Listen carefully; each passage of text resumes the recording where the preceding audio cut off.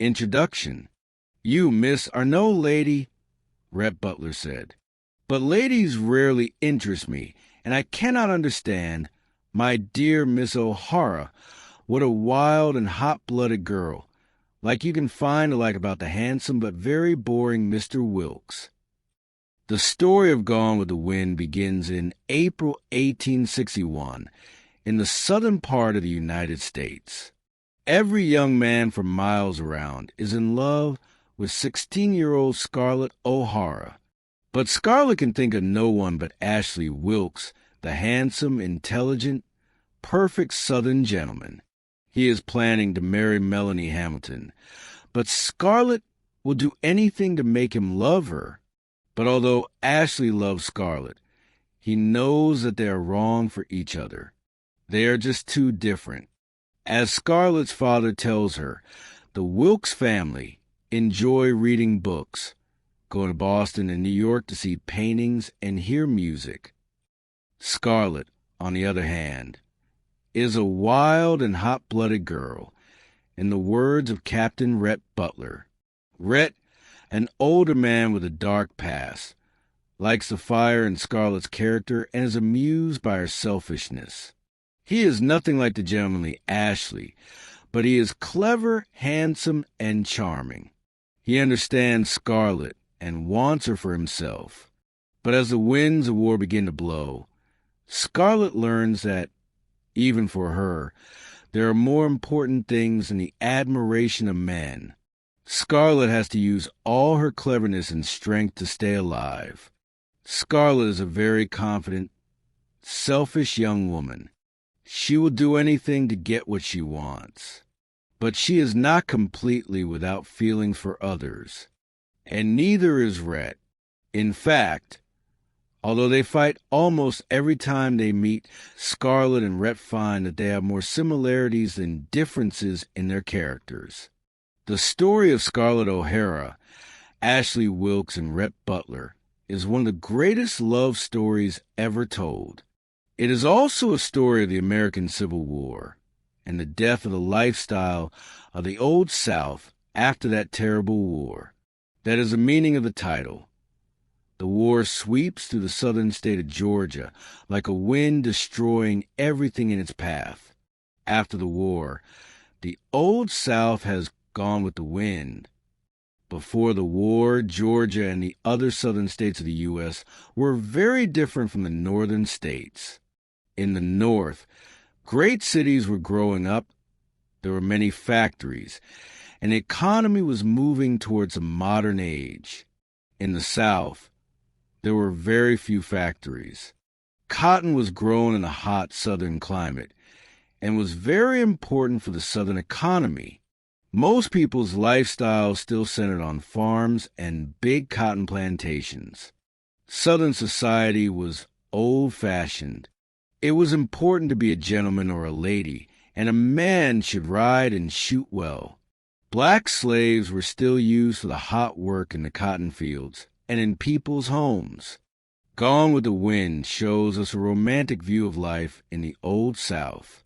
We see it through the comfortable life of rich plantation owners who are good to their slaves. Margaret Mitchell was born in Atlanta, Georgia on November 8, 1900. As a child, she enjoyed writing and telling stories at an early age. Like Scarlett O'Hara, Margaret enjoyed being the center of attention. She loved parties and flirting with boys of her age. In 1918, Clifford Henry, a soldier, asked Margaret to marry him. They were planning their wedding when he was killed in battle.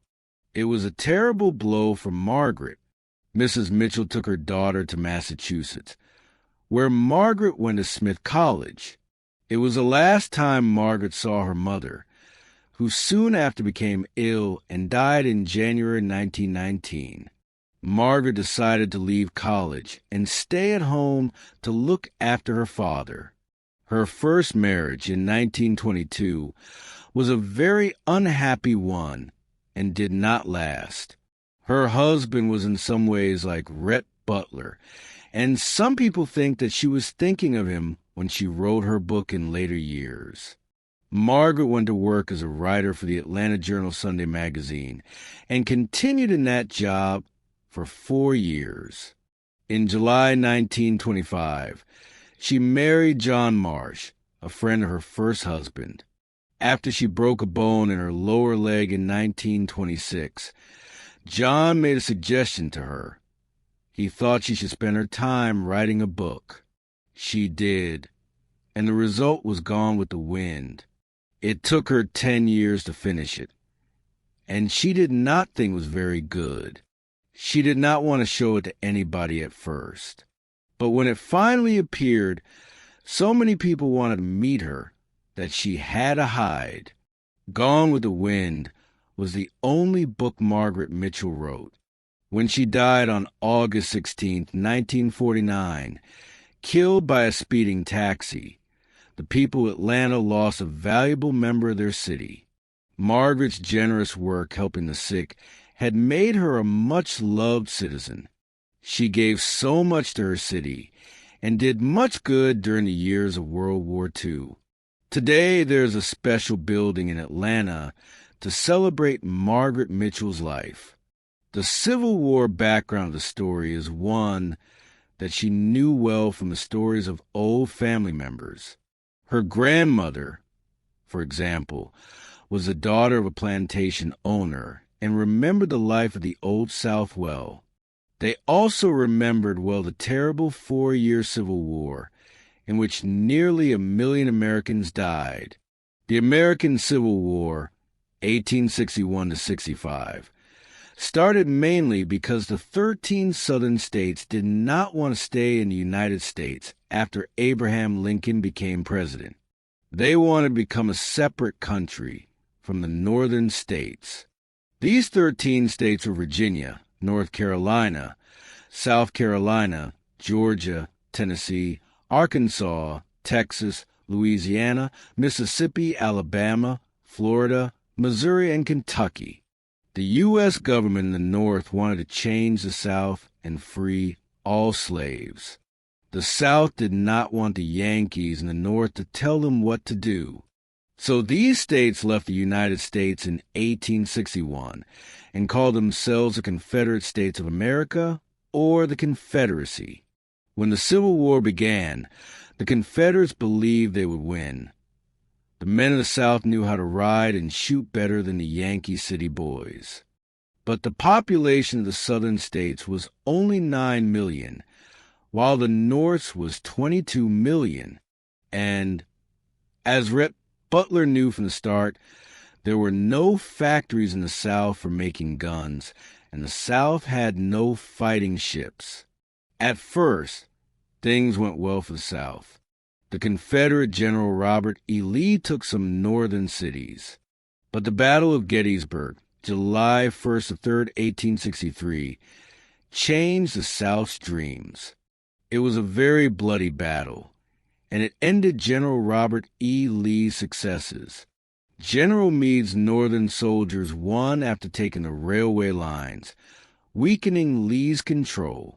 Between 46,000 and 51,000 men lost their lives in that 3-day battle. But the fight was not over. Lee's army escaped into Virginia. Then the battle in Vicksburg destroyed the South's chances of ever winning. In November 1863, President Abraham Lincoln spoke in Gettysburg and gave new meaning to the fight. It was no longer a fight to keep all of the states together, but it was a fight to make people free. It became a fight to free the slaves. The North had the advantage of experience with sea battles, and the South did not. The North blockaded the South's port cities, so that nothing could get in or out. Men like Rhett Butler tried to get ships through the blockade at night. They were known as blockade runners. These blockade runners were very successful at first. They could sell the South's cotton and bring in necessary things like food, medicine, and guns. But this was not enough to save the Confederacy. The Yankees marched through Georgia. They burned everything in their path and they attacked the capital, Atlanta. Like the women in Mitchell's story, Atlanta's richer women worked as nurses for the soldiers hurt in the war. Public buildings, homes, churches, and streets became hospitals. Women also collected money to help the Confederate Army.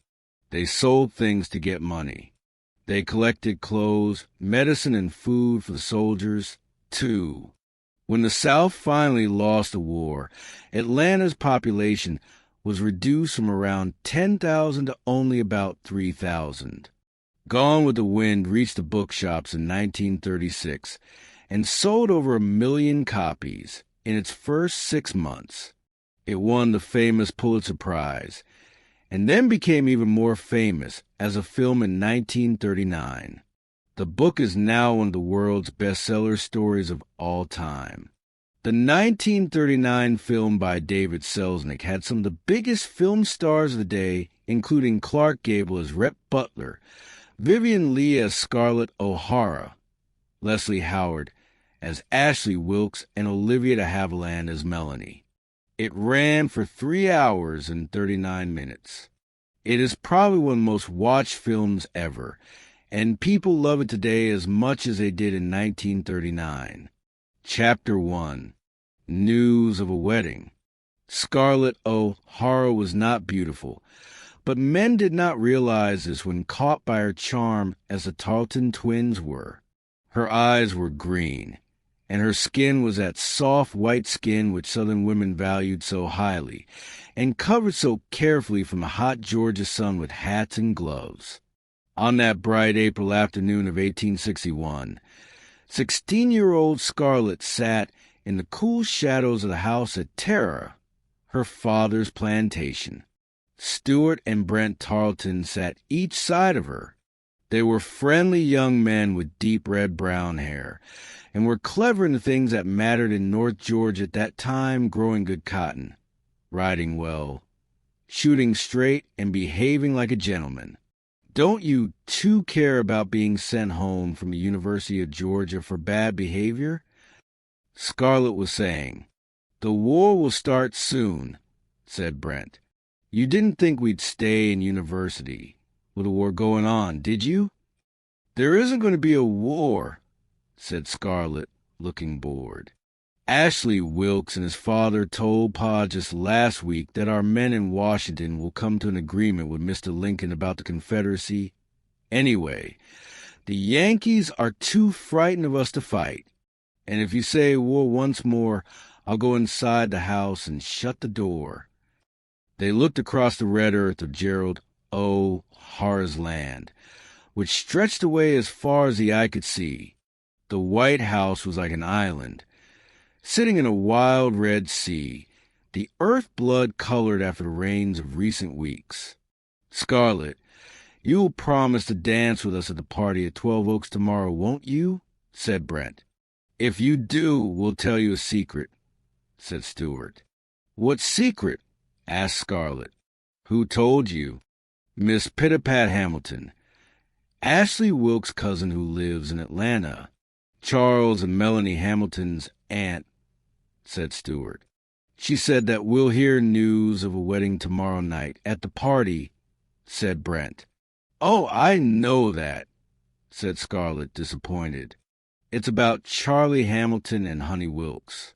Everyone knows they'll get married someday. No, it's about Ashley, said Stuart. He's going to marry Charlie's sister, Miss Melanie. Scarlett's face did not change, but her lips went white like a person who is in the first moments of shock. They weren't going to marry until next year, said Stuart. But with all the talk of war, both families think it will be better if they're married soon. He smiled. Now, Scarlett, you must promise to eat supper with us at the party. Of course I will, said Scarlett automatically.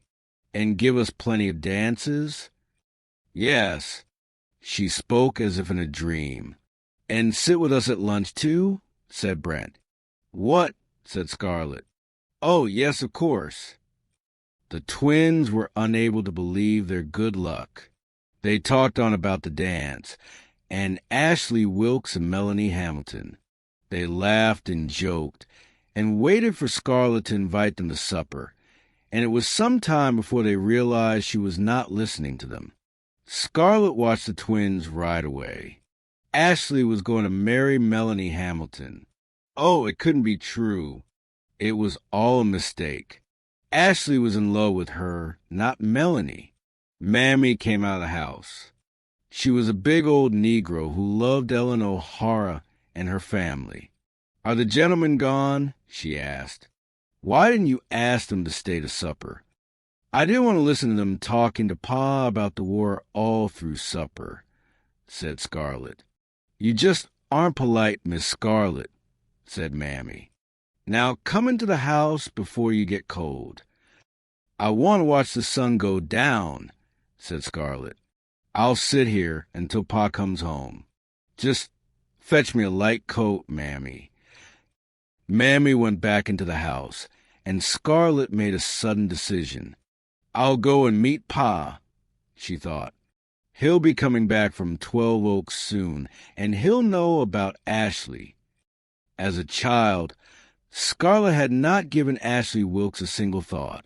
But 2 years ago, he had arrived home after touring Europe, riding up the terrace with the sun so bright on his fair hair that it shone like silver. "You've grown up, Scarlett," he had said, kissing her hand. And from that moment on, she wanted him as simply as she wanted food to eat and horses to ride and a soft bed to sleep in. For 2 years, he took her dances and suppers, and a week did not go past without Ashley calling at Tara. It was true he never spoke to her of love, and his clear gray eyes never burned with that hot light Scarlett knew so well in other men. But she was sure that he loved her. She saw him looking at her sometimes in that sad, strange way of his. Scarlett heard the sound of Gerald O'Hara's horse and saw him coming across the fields at full speed. Gerald was 60 years old, a small man with silver-white hair and hard little blue eyes. He was surprised to see her. "How is everyone at 12 Oaks?" she asked him. "They're all talking about the war," he said. "And did they speak about the party?" Scarlett asked quickly. "Yes, I think they did," said Gerald.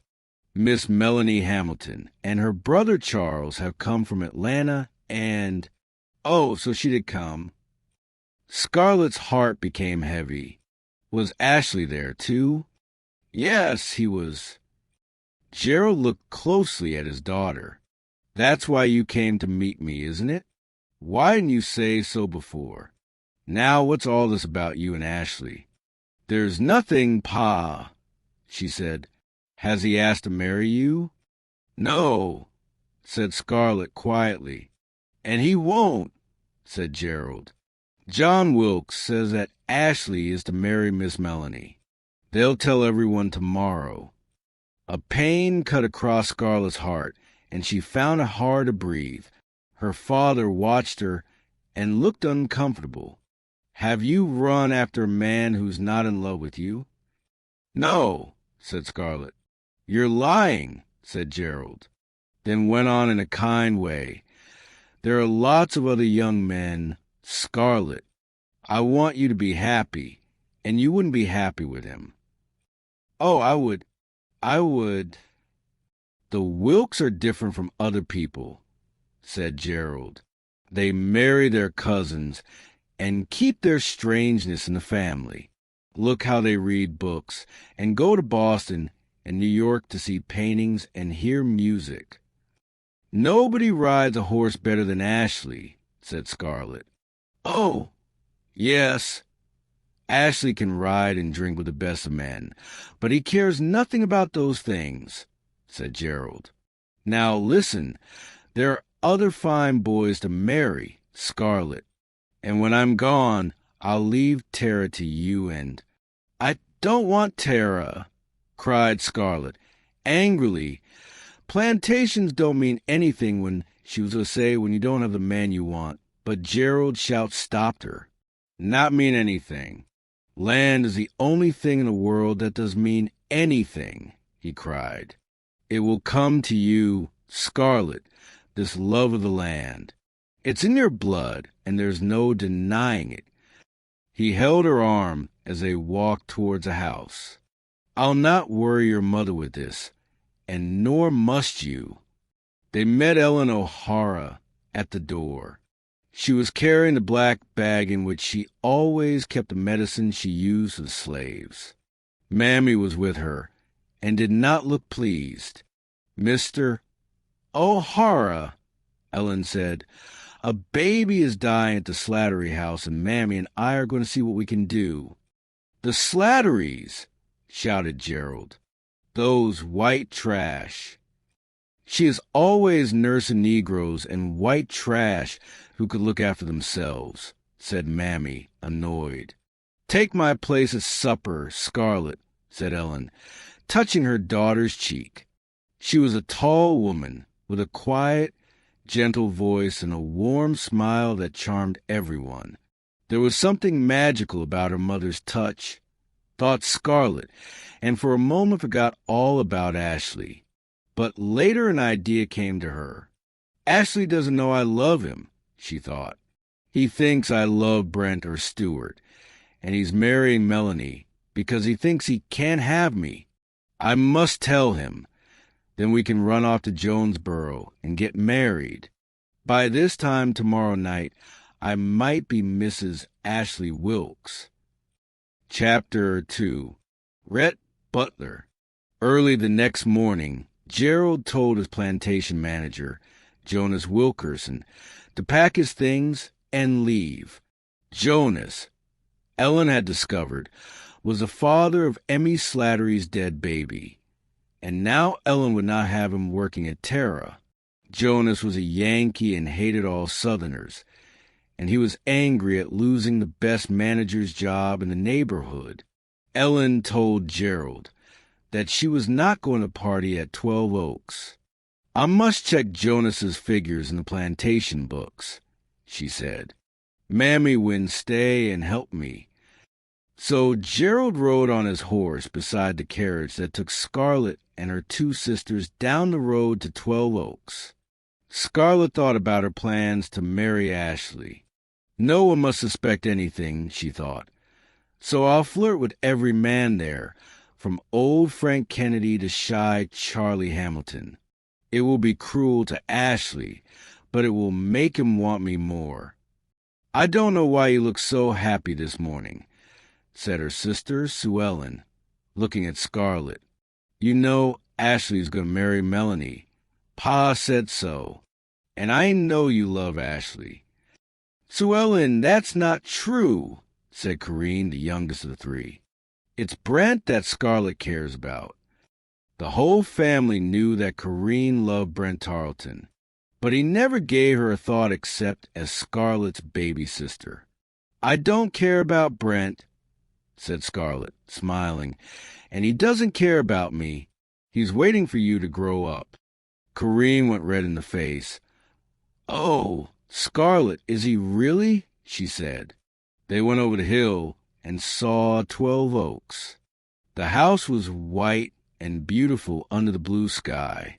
Lunch was going to be served outside, and Scarlet saw the Tarleton twins with their two brothers, Boyd and Tom, and Alex and Tony Fontaine, and the two Calvert boys, Rayford and Cade.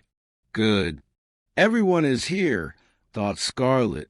John Wilkes stood on the entrance steps, a silver-haired man with a quiet charm that was as warm as a summer sun. Next to him was his daughter, Honey Wilkes. His other daughter, India, was nowhere to be seen, and Scarlet guessed that she was in the kitchen giving final orders to the servants. Poor India, thought Scarlet. She's been so busy looking after 12 Oaks since her mother died that she's had no time to catch any man except Stuart Tarleton, and it's not my problem if he thinks I'm prettier than her. John Wilkes helped Scarlet from the carriage, and Frank Kennedy hurried to give a helping hand to Sue Ellen, who went red but looked delighted. Frank was 40, with a thin red beard. He was nervous with women and was surprised when Scarlett, remembering her plan, gave him one of her best smiles. Stuart and Brent Tarleton moved towards her, and Scarlett looked around as she talked and laughed with them. Suddenly, she noticed a stranger standing alone. He looked at least 35 and was tall and strong, with a black mustache. Scarlett went red as he stared at her with a cool smile. Then he turned away as someone called, "Rhett! Rhett Butler." Rhett Butler? Did she know the name? Scarlett's thoughts turned to Ashley, and she forgot about the smiling man. "I must go and comb my hair," she told Stuart and Brent. "You boys wait for me, and don't run off with any other girl." As she went up the wide stairs, a shy voice behind her called her name. Scarlett turned and saw Charles Hamilton, a nice-looking boy with soft brown hair and deep brown eyes. She gave him her biggest smile. "Why, Charles Hamilton, you handsome old thing. I'm sure you came all the way from Atlanta just to break my poor heart." Charles almost fainted. This was the way girls talked to other boys, not to him. "Now you wait here until I come back," said Scarlett. "And don't talk to those other girls, or I'll be very jealous." I won't," he said. Scarlett saw Rhett Butler a few feet away. He was smiling again and had a strange look in his eye as he stared at her. Scarlett went red again and hurried on up the stairs. Kathleen Calvert was in the bedroom. "Kathleen," said Scarlett, "who is that nasty man Butler?" "My dear, don't you know?" whispered Kathleen excitedly. "He's from Charleston, but his family won't speak to him." "Really?" said Scarlett. "Why?" "He took a girl out riding in a carriage one afternoon, and they stayed out nearly all night. When they finally arrived home, he said that the horse ran away and that they got lost in the forest. And guess what?" "Tell me," said Scarlett, hoping for the worst. "He refused to marry her the next day." "Oh," said Scarlett, disappointed. "He said that he did nothing to her, but her brother invited him to fight, and Mr. Butler shot him. Well, after that, Mr. Butler had to leave Charleston." "Did she have a baby?" whispered Scarlett. "No," said Kathleen, "but no one will ever marry her now. I wish Ashley would stay out all night with me," thought Scarlett. "He's too much of a gentleman not to marry me afterwards." Chapter 3. Changes. Scarlett sat under a large tree, with her lunch on a plate in front of her. But although there were 7 handsome young men sitting around her, Ashley was not one of them, and she was not happy. He was sitting on the grass with Melanie Hamilton, talking quietly and smiling the slow, lazy smile that Scarlett loved. Melanie had dark hair and a heart-shaped face. She was small, but seemed older than her 17 years. Scarlett saw Rhett Butler talking to John Wilkes. He looked at her and laughed, and she had a feeling that this nasty man knew her true feelings about Ashley and was amused. It was 2:00, and the sun was warm. Scarlett was just wondering if India would suggest that the ladies went into the house, when she heard Gerald arguing with John Wilkes. Hope for peace with the Yankees? Gerald was shouting, "No, the South must show that it's strong and ready for a fight." Other men joined in the discussion. "Of course we'll fight. Yankee thieves. One Southerner can fight 20 Yankees." Charles Hamilton found himself alone with Scarlett as the others moved away. "Miss O'Hara," he said, "if I go to fight, will you be sorry?" Scarlett thought men were stupid to think women were interested in these things, but she answered, "I'll cry into my pillow every night," not meaning a word of it. "Miss O'Hara, I must tell you something," said Charles, suddenly feeling brave. I love you. I want to marry you." Scarlett wanted to tell Charles he looked silly, but said automatically, "This is so sudden. I don't know what to say." "I'll wait forever," cried Charles. Scarlett noticed that Ashley was now with a group of men. "If Georgia fights, I'll go with her," Ashley was saying. But most of the sadness in the world was caused by wars, and when they were over, no one knew what they were about. More arguing burst out after this until Rhett Butler spoke. "Gentlemen," he said, "can I say a word? There's not one gun factory in the South, and not a wool or cotton factory either. We haven't a single warship, and the Yankees could quickly stop us selling our cotton abroad with a blockade. They have all the things we haven't got. Gentlemen, all we have is cotton and slaves and brave talk." Everyone was shocked, but Scarlett could not help feeling he was right. She had never seen a factory, and did not know anyone who had. But he's no gentleman to say these things at a party, where everyone is having a good time, she thought.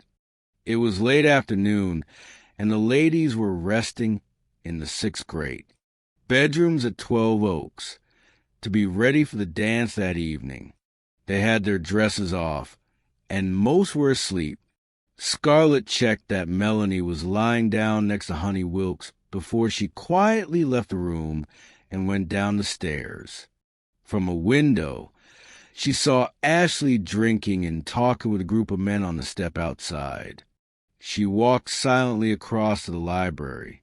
"I'll wait in here until he comes into the house," she thought, "and then I'll call to him." The library was half dark, with the curtains closed to keep out the sun. Across the room was a sofa with its high back toward her, and around the walls were hundreds of books. Scarlett left the door open and tried to remember what she was going to say to Ashley. "Perhaps it will help if I pray," she thought, and closed her eyes. "Scarlett," it was Ashley's voice.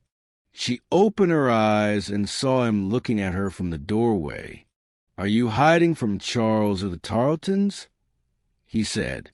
She pulled him into the room. "What is it?" he said. "Have you got a secret to tell me?" "Yes, a secret," she said. "I love you." He was silent, and there was a worried and confused look in his eyes. Then he made himself smile and said lightly, "You have every other man's heart here today. Scarlett, isn't that enough? Do you want mine too? Well, you've always had it." "He doesn't believe me," she thought. "He thinks I'm just flirting with him." Scarlett looked into his eyes.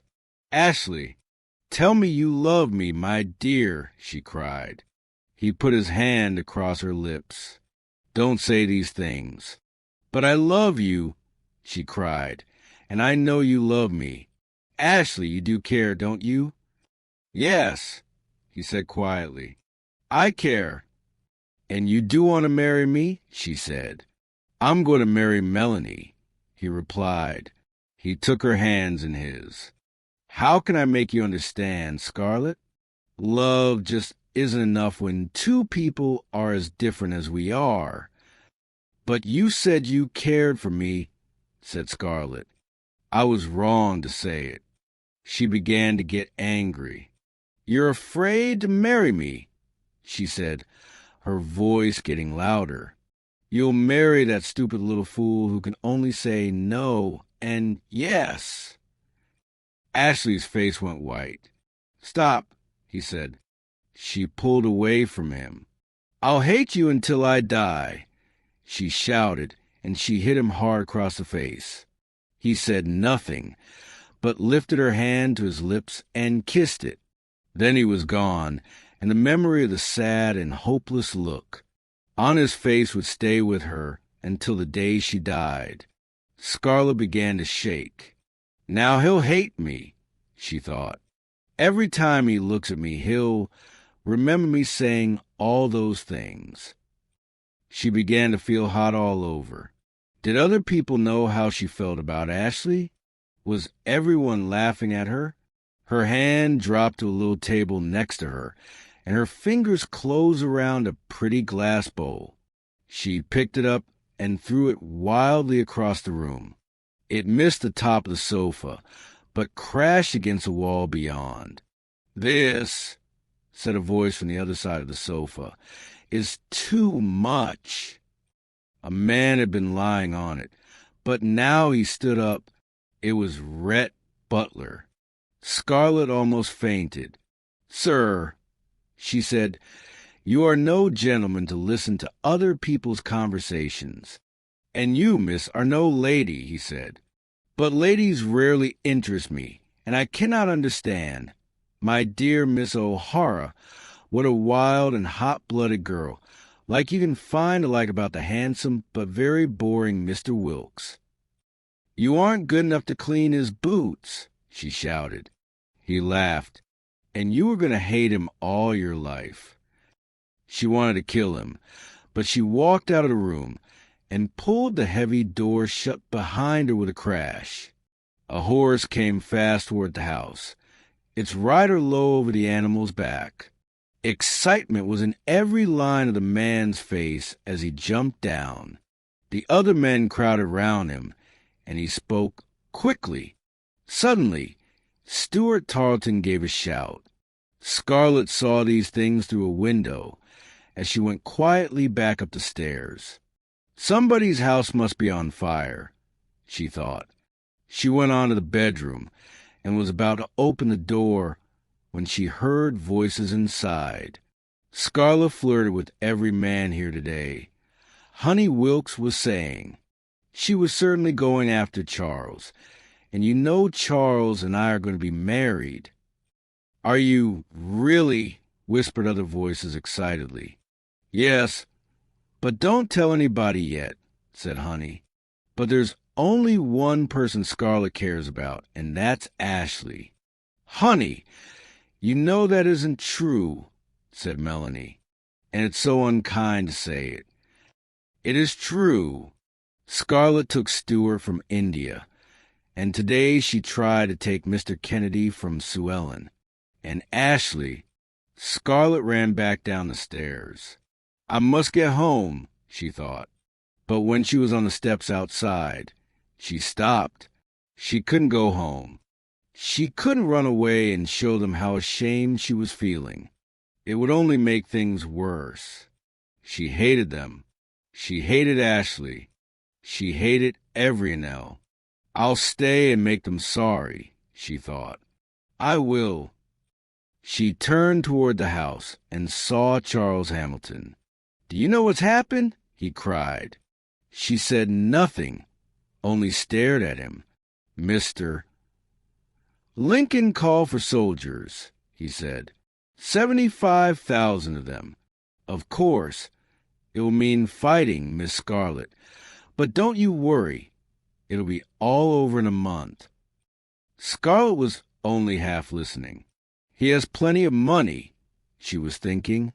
"He lives in Atlanta, and if I marry him quickly it will show Ashley that I don't care, that I was only flirting with him. And it will just kill Honey. She'll never get another man, and everyone will laugh at her. And it will hurt Melanie because she loves Charles so much. Will you wait for me, Miss Scarlet?" Charles was saying. Scarlet made a decision. "I don't want to wait," she said. He held her hand, his mouth wide open. Twice he tried to say something, but the words wouldn't come. At last he said, Can you possibly love me?" She said nothing but looked down at the floor, pretending to be shy. Charles wanted to shout and sing and kiss her, and then to tell everyone that Scarlett O'Hara loved him. "Will you marry me soon?" he said, not daring to breathe. "The sooner the better," she said. Within 2 weeks, Ashley was married to Melanie, and Scarlett was married to Charles. 2 months later, she was a widow. Charles died from typhoid. He never fought a battle. He never got close to a Yankee. Soon after, Scarlett discovered that she was going to have a baby, and she became the mother of Charles's son. She called him Wade.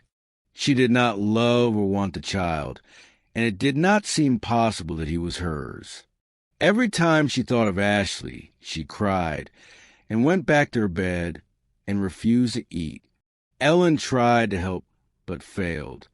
And then Charles's aunt, Miss Pitapat Hamilton, wrote asking if Scarlett could come to Atlanta for a long visit.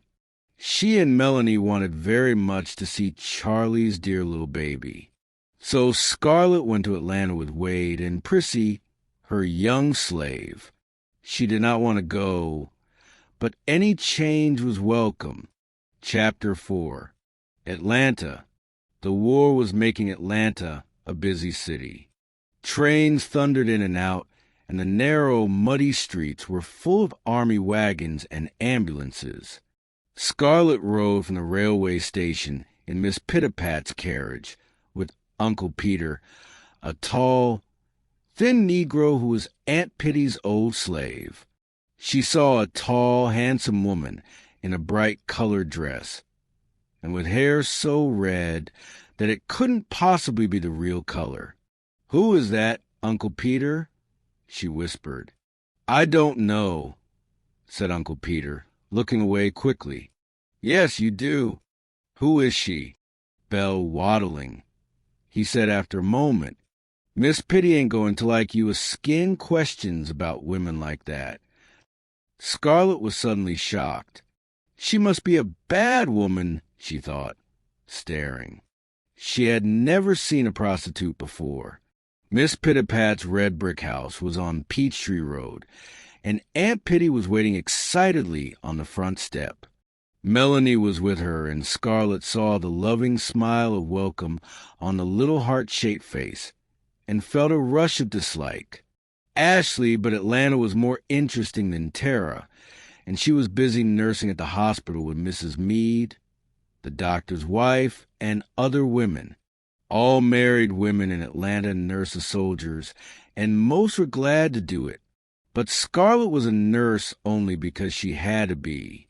Melanie is content to stay at home and never go to parties, and to wear black for her brother when she's only 18 years old, thought Scarlett. But she was never popular like me, and she doesn't miss the things I miss. And she's got Ashley, and I haven't got anybody. And she began to cry. One afternoon, 2 ladies of the town, Mrs. Merrither and Mrs. Elsing, visited Aunt Pitty. The McClure girls were called to Virginia to bring home their brother. Mrs. Elsing told them. He was hurt. "Pitty, we need you and Melanie to take their places at the sale tonight," said Mrs. Merrither. "Oh, but we can't go," said Aunt Pitty. "With poor Charlie dead, only don't say can't to me, Pitapat Hamilton," said Mrs. Merrither. "We need you to watch the Negroes with the food, and we need Melanie for the McClure girls' table. Just remember, it's to make money for the cause." "I think we should go," said Scarlett suddenly, trying not to look too enthusiastic. "We must do it for the hospital." They all looked surprised that it was Scarlett who offered, but Mrs. Merrither said, "Scarlett's right. You must all come." Scarlett sat behind a table with Melanie at the sale. They were in a large room, which was usually full of soldiers learning the business of war. But tonight there were flowers and colored lights around the room, and music was playing. There would be dancing soon, but already Scarlett's feet were secretly moving in time with the music. Across the room, a tall man, dressed in black, with a fine white shirt, was staring at her. He smiled, and she smiled back until she remembered who he was, and then her hand flew to her mouth.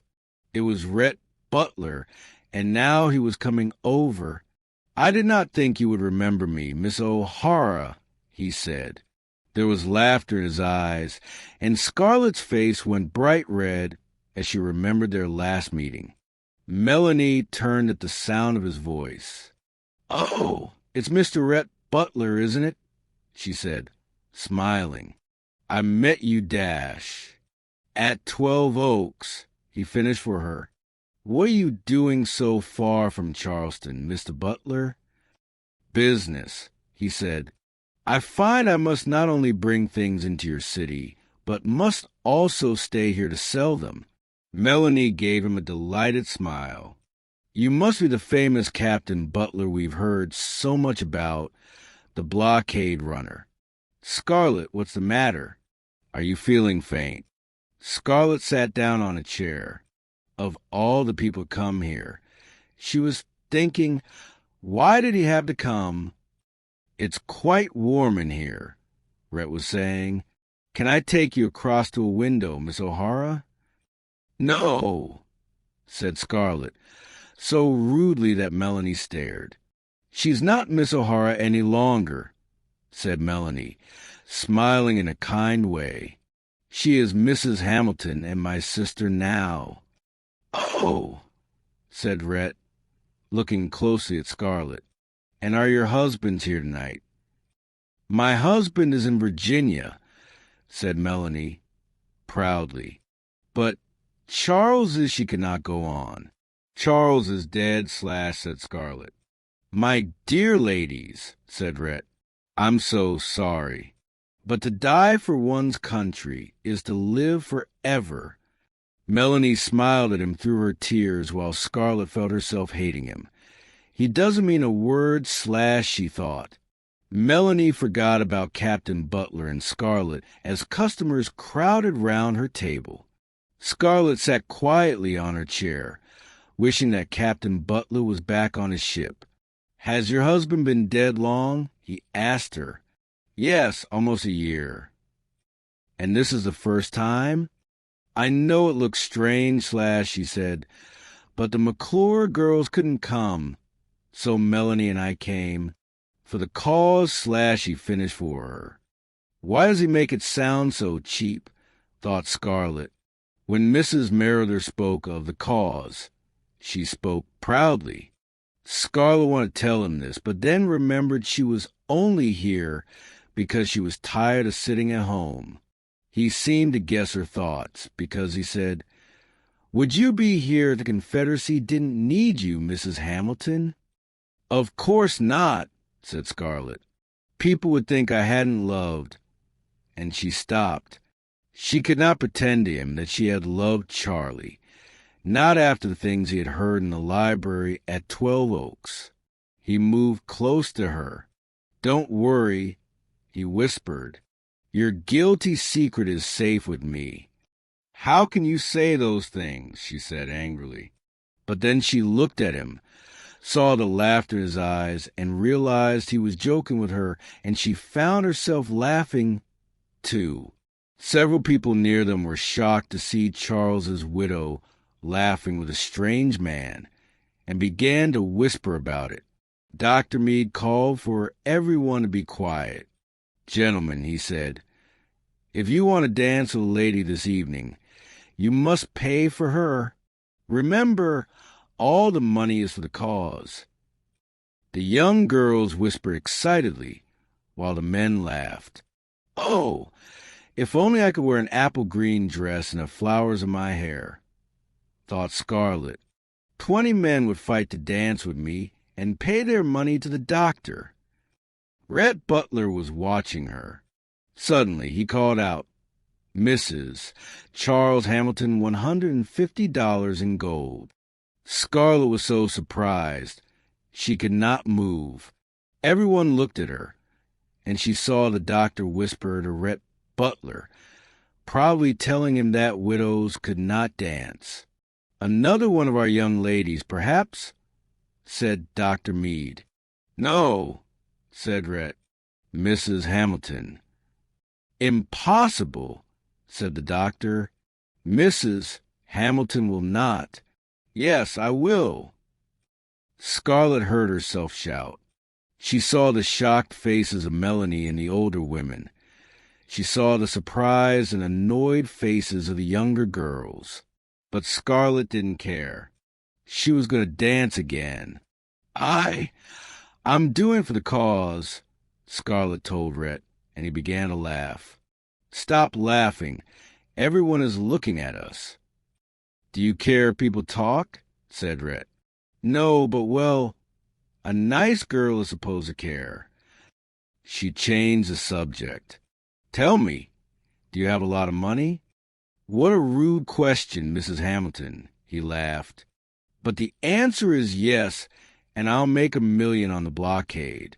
One can always make money from a war, whether one is on a winning side or not. Do you think the Confederacy will lose?" "Yes," he said.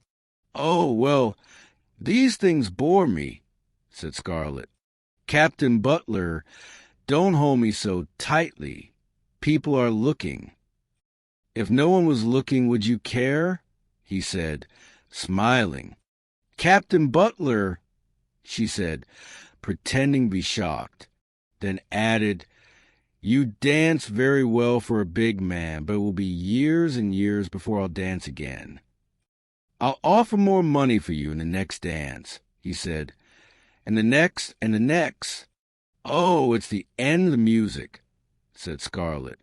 "And here's Aunt Pitapat coming out of the back room. I suppose Mrs. Merriweather told her. Her eyes are as big as saucers." "I don't care they talk," said Scarlett next morning. "I'm sure I made more money for the hospital than any girl there." "What does the money matter?" cried Aunt Pitty. "Poor Charlie dead only a year. And that Captain Butler is a terrible person, Scarlett." "I can't believe he's all that bad," said Melanie gently. "When you think how brave he's been running the blockade dash." "He isn't brave," said Scarlett. "He does it for money. He doesn't care about the Confederacy, and he says we're going to lose. But he dances wonderfully." Pitapat and Melanie were so shocked they could not speak. "I'm tired of sitting at home, and I'm not going to do it any more," Scarlett went on. "If they all talked about me last night, then it won't matter what they say about me now." Melanie put her arm round Scarlett. "You did a brave thing last night," she said, "and it's going to help the hospital a lot. Aunt Pitty, it's been difficult for Scarlett, and war times aren't like other times. Think of all the soldiers who are far from home and without friends. We've been selfish. We must have a soldier here to dinner every Sunday from now on." Chapter 5. Heroes. The autumn of 1862 went quickly for Scarlett, with nursing, parties, and visits to Tara. The visits to Tara were disappointing, because Ellen worked from morning until night, and Gerald was busy because he could not get a manager to take Jonas Wilkerson's place. Sue Ellen was waiting for the war to end so that she could marry Frank Kennedy, and Corinne dreamed about Brent Tarleton. So Scarlett was never sorry to return from Tara to Atlanta. There were many things she did not tell Ellen, but her biggest secret was that Rhett Butler called at Aunt Pitapat's house whenever he was in town. Scarlett went riding with him in his carriage, and he took her to dances and sales. She looked forward to his visits because there was something exciting about him, something different from any other man she knew. "It's as if I'm in love with him," she thought. But I'm not. He sat and listened to Melanie for hours as she talked about Ashley and how proud she was of him. "But I only have to say Ashley's name, and he smiles nastily at me," thought Scarlett. "Why are you nicer to Melanie than to me?" she asked him one day. "I'm much prettier than she is." "Dare I hope that you're jealous?" he said, smiling. "Don't be silly," she said. Another hope gone. If I am nicer to Mrs. Wilkes, it's because she is one of the very few kind and unselfish people I know. And although she is still young, she is one of the few great ladies I have been lucky enough to meet. Don't you think I'm a great lady, too? Said Scarlett. My dear, I think we agreed when we first met that you were no lady at all, said Rhett. Oh, you rude, horrible man, reminded me of that again, she said. But he only laughed at her. The older men and women in Atlanta did not like Rhett, but they agreed that he was brave. But when they told him this, he replied that he was as frightened as the brave boys who were fighting. This annoyed them because everyone knew there wasn't a cowardly Confederate soldier anywhere. He always said, "Our brave boys are our heroes in gray," but made it sound like an insult. And when young ladies thanked him for being one of the heroes who fought for them, he smiled and said that he would do the same thing for Yankee women if the Yankees paid him enough money. At an evening of music at Mrs. Elsing's home, Rhett was talking with a group of men when Scarlett heard an angry voice arguing with him. Are you saying, sir, that the cause for which our heroes are dying is not sacred? All wars are sacred to those who have to fight them, replied Rhett in a bored and lazy voice. If the people who started wars didn't pretend they were sacred, who would be foolish enough to fight? No, it's money that wars are really fought about, but few people realize it. Their ears are too full of fine words from stay-at-home speakers. And before Scarlett could reach him, he was leaving. Let him go, said Mrs. Elsing, holding her arm. He's not one of us. He's a snake in the grass who we were foolish enough to invite into our homes.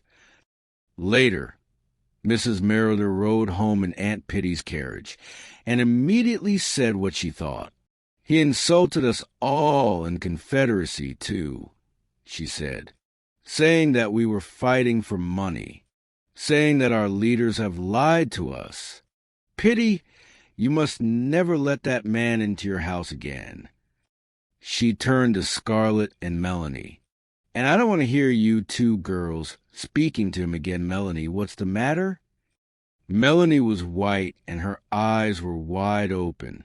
I will speak to him again, she said in a low voice. I will not be rude to him. I will not tell him to stay away from the house.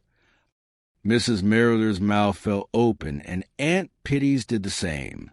Uncle Peter turned to stare. Now, why didn't I say that? Thought Scarlett.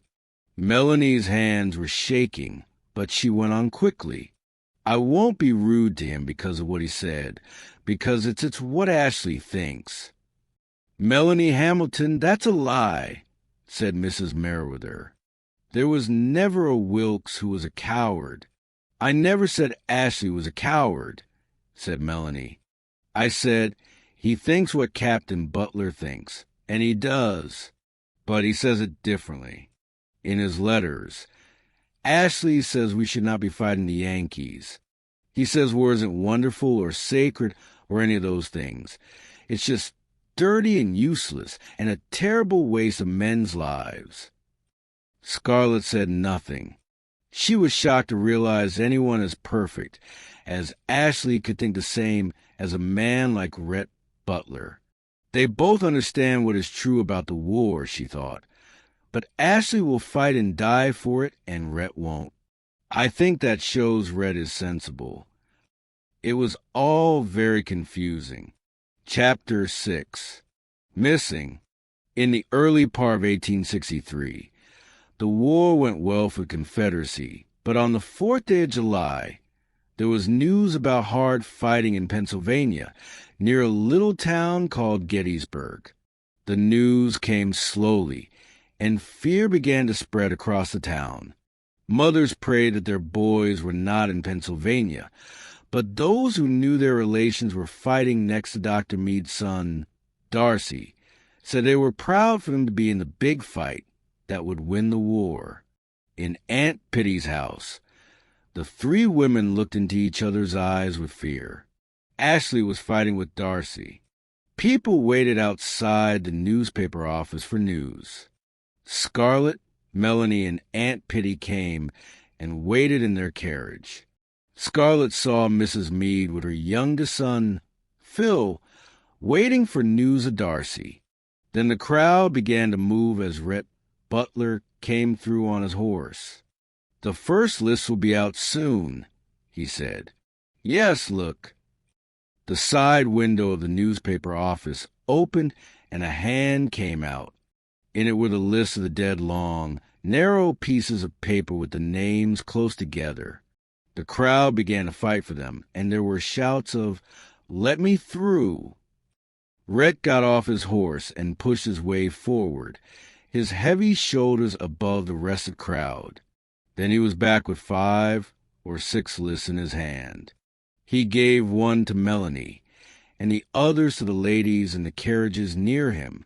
Melanie's hand shook so much that she gave the list to Scarlett, who quickly began to read. "White Wilkins wins Zebulon. Oh, Melanie, he's not on it. He's not on it." Melanie began to cry with happiness, while Scarlett's heart seemed ready to burst. Ashley was alive. Ashley was alive.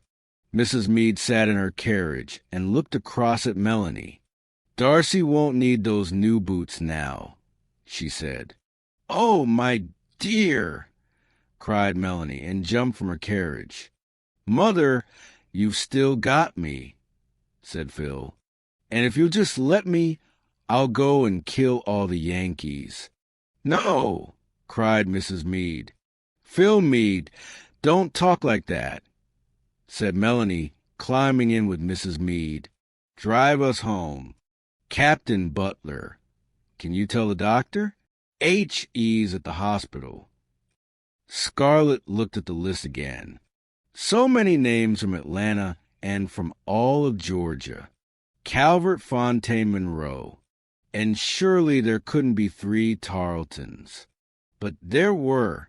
Tarleton Brenton, Stewart, and Thomas. And Boyd killed the first year somewhere in Virginia. All the Tarleton boys gone.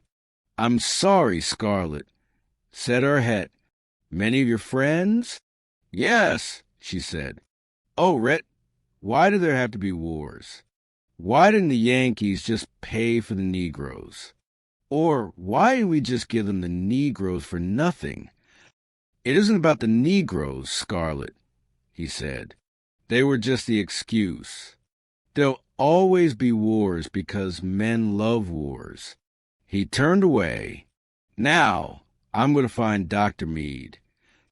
After losing the Battle of Gettysburg, the tired and much smaller Confederate army were pushed back into Virginia for the winter. As Christmas got closer, Ashley came home for a week. His father and his sisters Honey and India came to Atlanta to join him and Melanie. Scarlett wanted to cry with happiness when she saw him. There was something new and strange in the lines of his sunburned face. He was the same handsome Ashley, but much more exciting. He looked at her and said, "Oh, Scarlett, you pretty, pretty thing," and kissed her on the cheek. Each day she tried to speak to Ashley alone, but Melanie was always with him. They all had questions to ask him about the war, but although he told them jokes and funny stories about friends, it seemed to Scarlett that he did this to stop them asking the questions he did not want to answer. The week passed quickly, and Ashley had to return to Virginia. He said goodbye to Melanie in their room, and then Scarlett was at last able to see him alone. "Ashley, may I go to the station with you?" she asked him. "Father and the girls will be there," he said. "I want to remember you saying goodbye here. Will you let me do that?" "Ashley, I'd do anything for you," she said. "Would you?" he said. "There's something you can do for me." "What is it?" she asked happily. "Will you look after Melanie for me?" he said. "Look after Melanie?" she said, disappointed. She loves you so much, he said. Scarlett, when I think of what might happen to her if I was killed. Don't say it, she said. It's bad luck to speak of death. I can't tell what will happen to me or to any of us, said Ashley. But when the end comes, if I'm alive, I'll be far away from here. Too far to look after Melanie. To the end, said Scarlett. The end of the war and the end of the world. Ashley, surely you don't think the Yankees will win.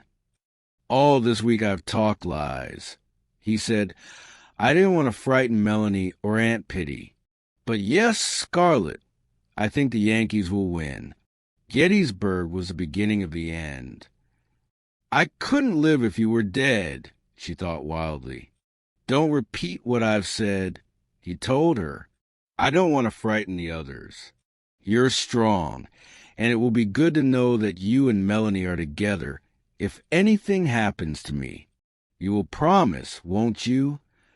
Oh, yes, she cried, ready to promise him anything.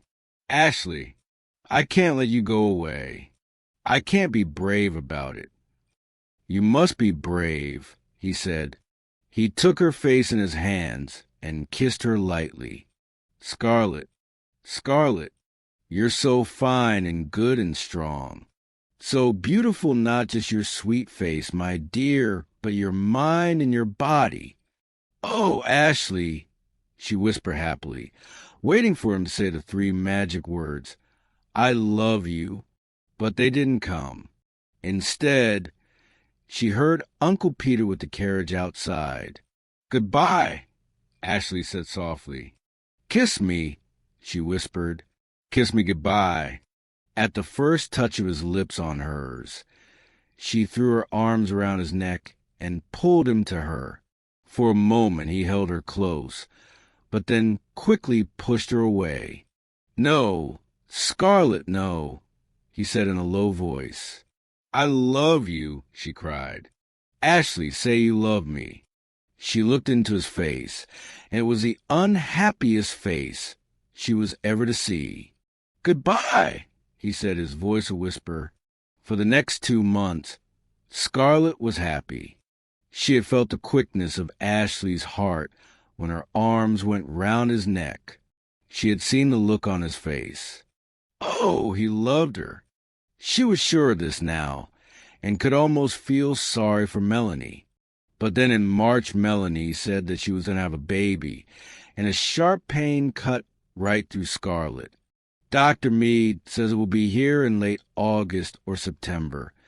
Melanie said happily, Oh, Scarlett, isn't it wonderful?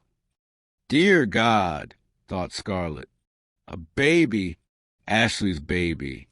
Oh, how could he when he loves me and not Melanie? I can't go on living here now. I'll go home to Tara. And the next morning she got up intending to pack her things, but something happened that stopped her. News came that Ashley was missing. He'd been missing for 3 days, after going on a 5-man search to discover where the Yankee army were preparing to fight their next battle. A shocked Scarlett was certain that God was punishing her for loving a married man. Melanie's face was white and frightened, like a child lost in the dark. Scarlett, she said, you're all I've got now. Oh, I know Ashley is dead. Suddenly, she was in Scarlett's arms, and they were crying and holding each other close. At least I've got his baby, whispered Melanie. And I've got nothing, thought Scarlett. Nothing but the look on his face when he said goodbye. The first reports were missing believed killed, but they changed to missing believed to be a prisoner. Melanie, her hopes alive again, met every train, praying for a letter. She refused to obey Dr. Meade and stay in bed, and one afternoon she fainted at the station, and Rhett Butler brought her home. Mrs. Wilkes, you're going to have a baby, aren't you? He said. And when she gave an embarrassed nod, he went on. Then you must take better care of yourself or you'll harm the baby. I'll talk to some people I know in Washington. If Mr. Wilkes is a prisoner, he'll be on a prisoner's list. And if he isn't, well, there's nothing worse than not knowing. But you must promise me you'll take care of yourself, or I won't help." "Oh, you're so kind," cried Melanie. A month later, Rhett brought news that Ashley was not dead but at Rock Island, a cruel and terrible prison in Illinois where many men would die before the end of the war. He had a chance to get out, but refused it, said Rhett. The Yankees need men to fight the Indians in the West, and any prisoner who will join the Yankee Army and fight the Indians for 2 years can get out of prison. "Why didn't he do that?" cried Scarlett. "Why didn't he join and then run away and come home as soon as he got out?" Melanie became angry. "How can you suggest that? I'd prefer to know he was dead at Rock Island and he was no longer Confederate, but a Yankee soldier." Of course he refused. When Scarlett was alone with Rhett, she asked, "Wouldn't you join the Yankees to get out of that place and then run away?" "Of course," said Rhett with a cold smile. "Then why didn't Ashley?" said Scarlett. "He's a gentleman," said Rhett, meaning Ashley was a fool. Chapter 7. News from Tara. That summer, for the first time since the war began, the people of Atlanta heard the sound of battle. The Yankees were getting closer. Many old men like John Wilkes and young boys like Phil Meade were sent to guard the bridges at Chattahoochee River, at the back of the main Confederate Army. Then, on a hot July afternoon, after a terrible battle at Peachtree Creek, a stream of Confederate soldiers began to arrive in Atlanta. Some were covered in blood. Others helped those who couldn't walk to get to the hospitals. Within days, the Yankees were on 3 sides of Atlanta, and the railway to Tennessee was under Yankee control. Only one railway to the south, to Macon, was still open, but if they could hold it, Atlanta could stand against the Yankees. But when shells began to fall in the streets, women, children, and old people began leaving the city. Mrs. Elsing and Mrs. Merriweather refused to leave. They were needed at the hospital, they said proudly, and no Yankee was going to run them out of their homes. Mrs. Meade also refused. Phil was fighting not far away, and she wanted to be near. Aunt Pitty was among the first to leave. She went to Macon to stay with a cousin. "You girls should come with me," she said. But Scarlett did not like Aunt Pitty's cousin. "I'll go to Tara, and Melanie can go to Macon with you," she said. "Scarlett, don't leave me," cried Melanie. "I'll die if you aren't with me when the baby comes. You promised Ashley that you'd take care of me. He told me he was going to ask you." "I'll keep my promise," Scarlett said tiredly, "but I won't go to Macon. I'll go home to Tara, and you can come with me." But Dr. Meade stopped Melanie go to Macon or Tara. "You cannot travel," he said. "It might be dangerous. Miss Pitty, you go to Macon and leave the young ladies here. Miss Melanie, you must stay in bed until the baby comes." He spoke privately to Scarlett. "She is going to have a difficult time," he said. "You must stay with her until the baby comes. With these shells falling, it may be at any time." So Aunt Pitty went to Macon, taking Uncle Peter with her, and Scarlett and Melanie were left alone in Atlanta with Wade and Prissy.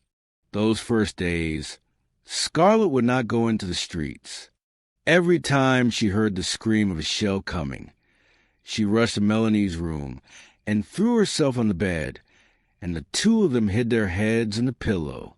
Prissy and Wade hid under a table downstairs, Wade crying and Prissy screaming. "I'd rather let Melanie die than go out and find the doctor," when the shells are falling, thought Scarlet. But Prissy calmed Scarlet's fears. Don't you worry, Miss Scarlet. I know all about delivering babies, she said. Ain't my mother told me all about it? Just leave it to me. At the end of July, Scarlet received a letter from Gerald telling her that Corinne was ill with typhoid and that Scarlet must not come home. That night, she sat outside the house and thought of Tara. Life there would never be the same. She would never again hear the wild, happy voices of the Tarleton boys, or the Monroe boys, or little Joe Fontaine, or... The front gate opened, and she quickly brushed tears from her face before looking up. It was Rhett Butler. So you didn't go to Macon, he said. Why did you stay? To be with Melanie. She can't go just now. Is Mrs. Wilkes still here? He said. He lit a cigar, and you stayed with her. How strange. I see nothing strange about it, she said uncomfortably. You think Mrs. Wilkes is silly and stupid, he said. So why you stay when there are Yankee shells falling all around? Because she's Charlie's sister and like a sister to me, said Scarlet, her cheeks getting hot. You mean because she's Ashley Wilkes' widow, said Rhett. Scarlet became angry. She liked to think she was a mystery to men, but Rhett could see through her like glass. He took her hand in his. How lucky to find you alone, he said, and something in his voice made her face go hot again. He's going to tell me he loves me, she thought. Then I can tell him he's wasting his time, and he'll feel a fool. He kissed her hand, and something electric passed through her whole body as his warm mouth touched her skin. I'm not in love with him, she told herself. I'm in love with Ashley. Scarlet, you do like me, don't you? He said. Well, sometimes, she said. Could you ever love me? I've got him, she thought, and answered in a cool voice. Certainly not. Not until you behave like a real gentleman. And I don't intend to do that, he said. So you don't love me? Good, because although I like you, Scarlet, I don't love you, and I didn't want to be the second man not to return your love, my dear. You don't love me, she said. Did you hope that I did? I'm sorry, but I do like you a lot. I know you still think lovingly of the wooden-headed Mr. Wilkes, who has probably been dead these last 6 months, but there must be room in your heart for me, too. Scarlet, I want you more than I've ever wanted any woman. Scarlet was surprised and confused. Are you asking me to marry you? She said. He dropped her hand and laughed loudly. No, I'm not a marrying man. Didn't I tell you that? But what? My dear, he said quietly, I'm asking you to be my lover. Lover? Scarlet felt shock and disappointment at the same time. Get out, she cried. Get out and don't ever come back. I'll tell my father and he'll kill you. She watched him smile. He was not ashamed, he was amused. She ran into the house and tried to crash the door shut behind her, but it was too heavy. May I help you? He asked, and he crashed it shut for her as she ran upstairs. As the hot, noisy days of August came to an end, the shelling stopped. Then worrying news came from the South. The Yankees were trying to take the railway at Jonesboro, and Tara was close to the fighting. Eventually a soldier came to say that the Confederate Army had pushed the Yankees back, but the railway was damaged, and it would be some time before trains could travel again. He brought Scarlet a letter from her father, after meeting him in Jonesboro, and was able to tell her that the Yankees hadn't got to Tara. But what was Pa doing in Jonesboro? She asked. The soldier looked nervous. He was looking for an army doctor to go to terror with him, he said. Scarlett opened her father's letter and began to read. Dear daughter, your mother and both girls have typhoid and are very ill, but we must hope for the best. When your mother went to her bed, she told me to write and say that you must not come home and put yourself and Wade in danger. 2. She sends her love and asks you to pray for her. For the next week, Scarlett waited nervously for more news, but none came. No one knew where the Confederates were or what the Yankees were doing. She had seen enough typhoid in the Atlanta hospitals to know that a week was a long time with that terrible illness, and she wanted to be at home. Oh, why doesn't this baby come? She thought. The last day of August arrived, and with it came rumors of a big battle south of Atlanta. People waited for news. If the Yankees won the Macon Railway, they would soon be in Atlanta. On the 1st of September, Scarlett woke to hear a sound like distant thunder. Rain coming, she thought at first. Then she went to the window. No, not rain, guns. And from the south, there lay Jonesboro, Tara, and her mother. Scarlett went to Melanie's room. Melanie was in bed, her eyes closed and with dark circles around them. She looked worse than any sick person Scarlett had ever seen. Then her eyes opened, and a soft, warm smile lit her face. Scarlett, she said, there's something I want to ask you. Scarlett sat down on the bed, and Melanie held her hand. I'm sorry about the guns, dear, said Melanie. They're towards Jonesboro, aren't they? I know how worried you are. You could be at home if it weren't for me, couldn't you? Yes, said Scarlett rudely. You're so good to me, and I love you for it. If I die, I want you to take my baby. Will you do that? Scarlett pulled her hand away, frightened. Don't be silly, Melanie, she said. You're not going to die. Promise me, Scarlett. Then I won't be afraid, said Melanie. I'm sure my baby will come today. Oh, all right, I promise, said Scarlett. Why do you think it will come today? I've been having pains. I'll send Prissy for Dr. Meade, said Scarlett. No, you know how busy he is. Just send for Mrs. Meade. Chapter 8. The Yankees are coming. Scarlett sent Prissy for Mrs. Meade, and after a long time, the little black girl returned alone. She wasn't there, said Prissy. She got news that Mr. Phil was shot, and she went with carriage to fetch him home. Scarlett stared, wanted to shake her. Well, don't just stand there. Go and fetch Mrs. Merriweather. She ain't there, said Prissy. I stopped on my way home, but the house was shut up. She's probably at the hospital. Scarlett thought for a moment.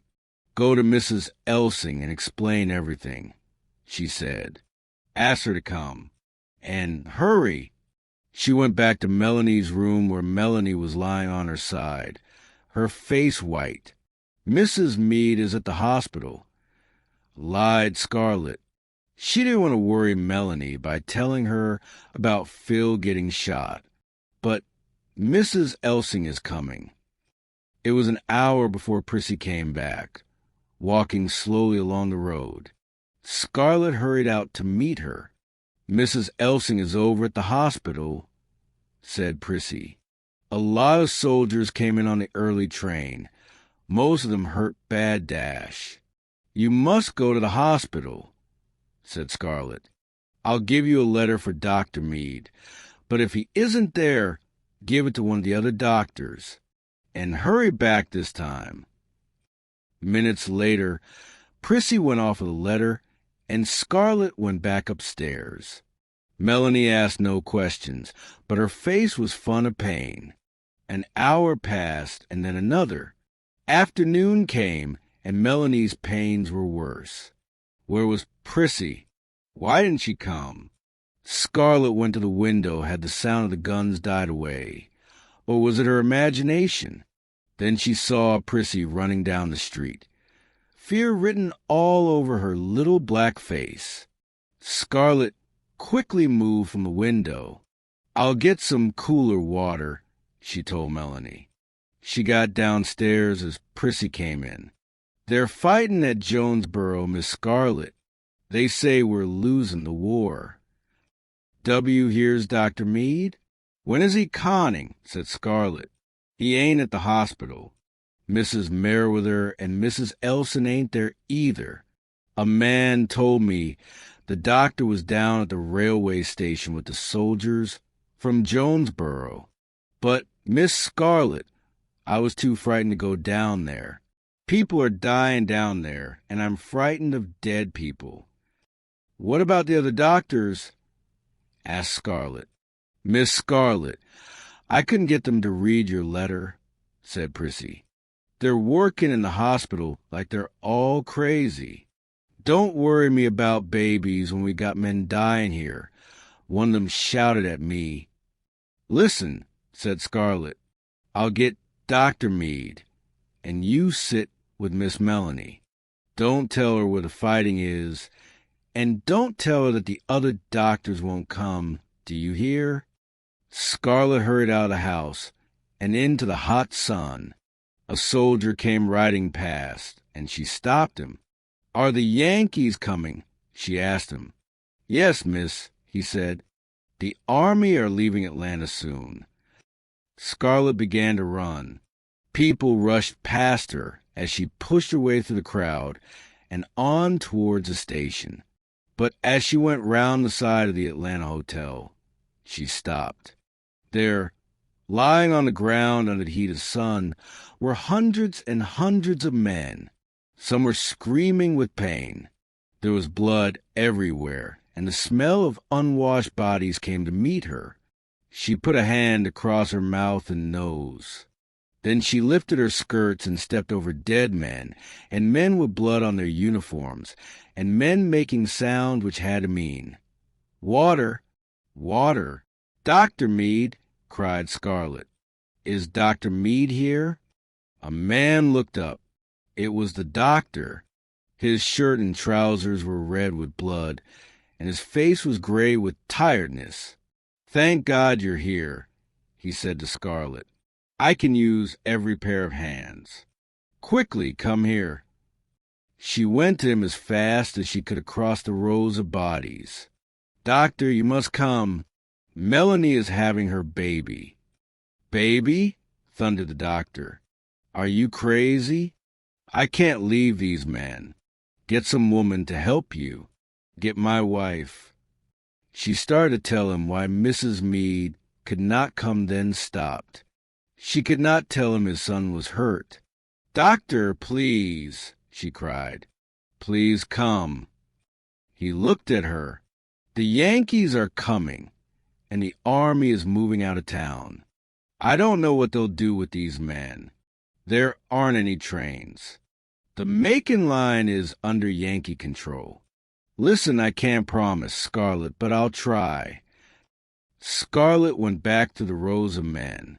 On the streets beyond the Atlanta Hotel, soldiers were moving out of the city. There seemed to be thousands of them. Wagons went past, throwing up clouds of dust. There were drunken women with painted faces among the crowd. Scarlet saw Belle waddling and heard her drunken laugh as she held on to a one-armed soldier. Scarlet began to run again. When she got back to the house, Wade was waiting outside. "Wade hungry," he cried. "Be quiet," said Scarlet. "Go and play in the back garden." She looked up and saw Prissy at the bedroom window. Scarlet waved at her to come down, then went into the house. Prissy came down the stairs 3 at a time. "The doctors can't come," said Scarlet. "You got to deliver the baby, and I'll help you." Prissy's mouth fell open. "What's the matter?" said Scarlet. I'm Miss Scarlet. I don't know nothing about delivering babies, said Prissy, looking at the floor. Scarlet took Prissy's arm and squeezed it. You black liar. What do you mean? You said you knew everything about... I was lying, Miss Scarlet, cried Prissy. Scarlet had never hit a slave in all her life, but she hit Prissy's black cheek as hard as she could. Prissy screamed loudly and tried to pull away. Scarlet, is it you?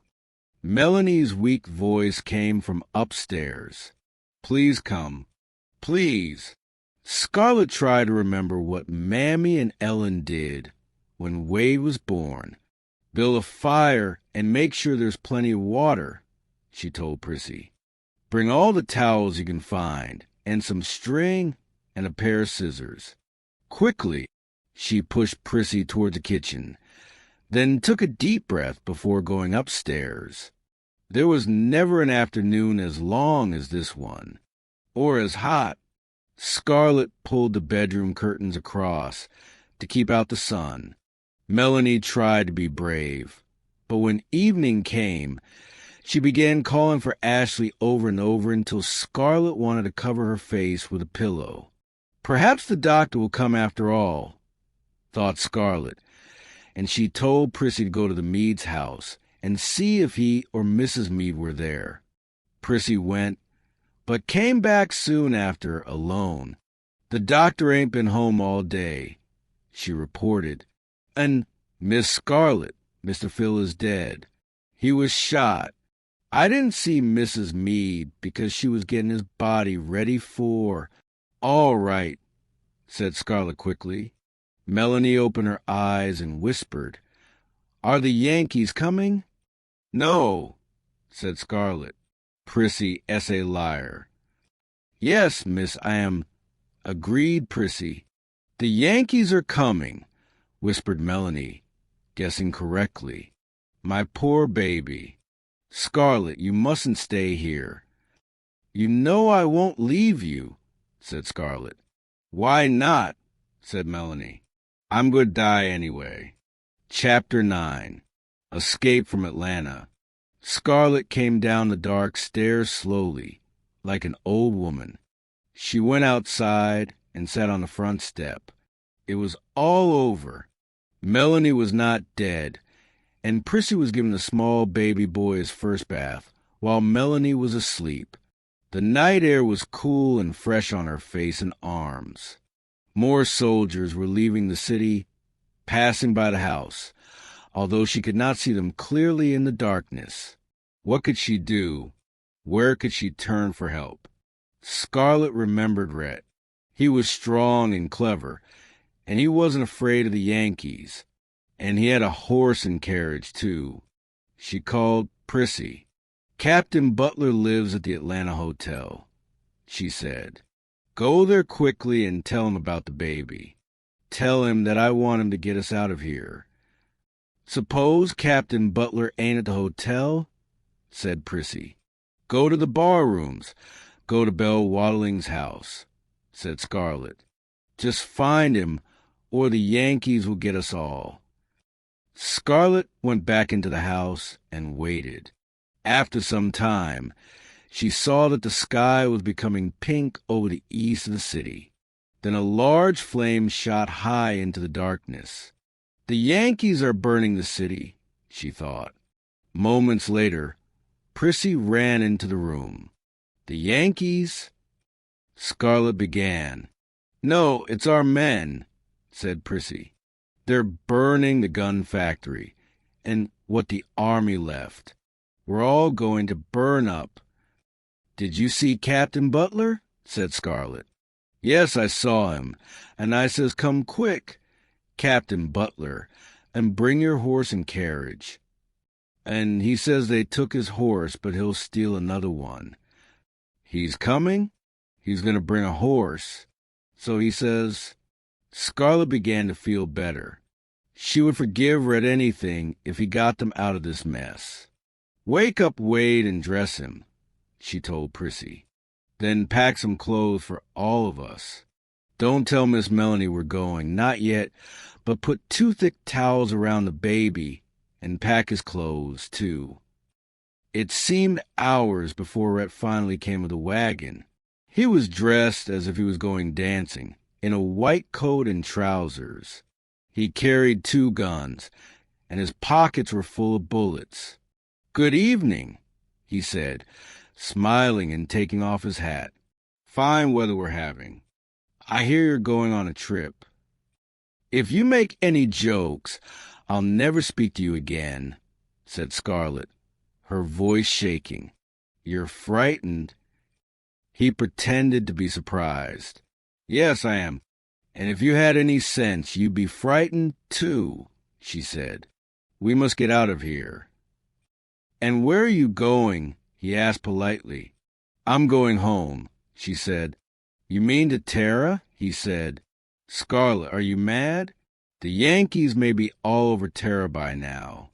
You can't go right through the Yankee army." "I will go home," she cried, tears running down her cheeks. Suddenly, she was in his arms. His hand smoothed her hair gently, and when he spoke his voice was gentle, too. "Don't cry, my brave little girl," he said. "I'll take you home." Rhett turned west along the narrow street, and the wheel of the wagon hit a stone so hard that Melanie cried out in the back of the wagon. Wade and Prissy were next to her with the new baby. Scarlett was in the front next to Rhett. "Must we go to the fire?" she asked him. "Not if we hurry," he said. He stopped the horse suddenly. "Soldiers," he said. Long lines of Confederate soldiers walked through Marietta Street, too tired to care about the burning buildings around them. Many had no shoes, and their uniforms were torn and dirty. They went past silently like ghosts. "Take a good look," said Rhett, "so you can tell your grandchildren that you saw the last soldiers of the sacred cause." Suddenly she hated him for insulting these broken men. She thought of Charles, of Ashley, who might be dead, and all those brave young boys now dead. She forgot that she had once thought they were fools. Rhett watched the soldiers with a strange and thoughtful look on his face. Then there was a crash of falling wood, and Scarlett saw a thin flame above the building next to them. "Rhett, hurry!" she shouted. They went quickly from one narrow street to another until the sound of the flames died behind them. Rhett did not speak. His face looked cold and hard, as if he'd forgotten where he was. Scarlett wanted him to say something, anything, but he only sat and stared at the dark road ahead. "Oh, Rhett," she said, "I'm so glad you aren't in the army." At this, he turned his head, and she saw in his eyes how angry and confused he was. After that, she said nothing. At last, they were on a wider, smoother road. "We're out of the city," said Rhett. "Do you still want to do this crazy thing? The Yankee army are between you and Tara." "Yes," she said. "Please, Rhett, let's hurry." "You can't go to Jonesboro down this road," he said. "They've been fighting up and down there all day. Do you know any wagon paths?" "Oh, yes," cried Scarlett. "I know a wagon path. Pa and I used to ride it. It comes out only a mile from Tara." "Good," said Rhett. "Maybe the Yankees aren't there yet. Maybe you can get through if—" "I can get through? Aren't you going to take us?" "No," he said. "I'm leaving you here." "Leaving us?" she said wildly. "Where are you going?" "I'm going with the army," he said. Rhett stopped joking. "I'm not joking, my dear," he said, smiling. "Think how delighted our soldiers will be at my last-minute appearance." "Oh, Rhett," she cried, "why are you going?" He laughed. "Perhaps because I'm a Southerner and I'm ashamed. Who knows? You should die of shame, leaving us alone and helpless." Scarlet, anyone as selfish and strong-minded as you are never helpless. God help the Yankees if they get you. He stepped down from the wagon. Then he put his hands up, caught her under the arms, and brought her to the ground next to him. He took her several steps away from the wagon. I'm not asking you to understand or forgive, he said. I'll never understand or forgive myself for this foolishness. But the South needs every man, so I'm off to the wars. His warm, strong hands moved up her arms. I do love you, Scarlet, although I told you I didn't. Do you want to change your mind about what I suggested before? A soldier would go to his death with beautiful memories. He was kissing her now with slow, hot lips. Charles had never kissed her like this. The kisses of the Tarleton and Calvert boys never made her go hot and cold like this. A voice came from the wagon. It was Wade's. Wade frightened. And suddenly Scarlet remembered that she was frightened too, and that Rhett was leaving her. And on top of it all, he was insulting her with his shocking suggestions. She pulled herself away from him. You coward, she screamed. You nasty, horrible thing. And she hit him across the mouth with all her strength. He put a hand to his face. I see, he said quietly. Go on, cried Scarlet. I don't want to see you ever again. I hope a shell lands right on you. I hope it blows you into a million pieces. I hope dash. Never mind the rest, said Rhett, smiling. I understand your general idea. He walked back to the wagon. Mrs. Wilkes. Prissy's frightened voice answered from the wagon. Miss Melanie fainted a long way back, Captain Butler.